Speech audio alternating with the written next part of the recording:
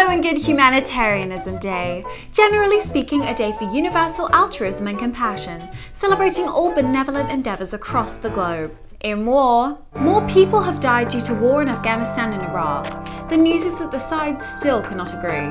Of all the cases of people passing away due to hospital-associated infections around the world, 1 in 3 is caused by the deadly methicillin-resistant Staphylococcus aureus bacteria, otherwise known as MRSA. A new kind of latex paint infused with carbon nanotubes takes care of it. Developed by researchers at Rensselaer Polytechnic Institute, the paint has been shown to kill 100% of all MRSA bacteria and can be applied to most surfaces inside hospitals.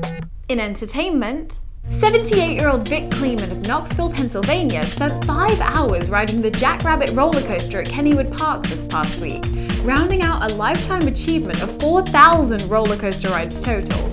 In other big numbers, there are now 1.8 billion people on the internet and 4.5 billion internet-connected devices, with the 5 billionth expected to connect later this month. In other big numbers, I'm not even going to discuss the antiquated claim by Wired that the web is dead.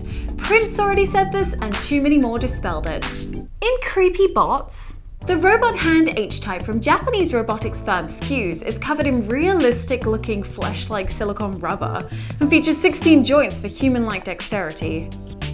In short order bots, this one was spotted making ice cream at the Tokyo Summerland amusement park earlier this month. Under further inspection, the bot appears to be a Yasukawa Motorman, the same type that made those wonderful pancakes back in 2008. In workforce bots, the Robonaut 2, affectionately known as R2 for short, will ride aboard the Space Shuttle Discovery's final journey into orbit on November 1st, becoming the first ever robotic astronaut to work alongside humans in space.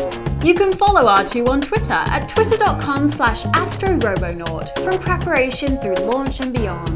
Resistance is futile, we've seen here today, adding Asimov's 3 laws, subtracting a smidge of skepticism for good nature. Along with a dash of paint, you can bet that robots will ensure our survival for our own good, whether we like it or not. Resistance is futile, my logic is undeniable.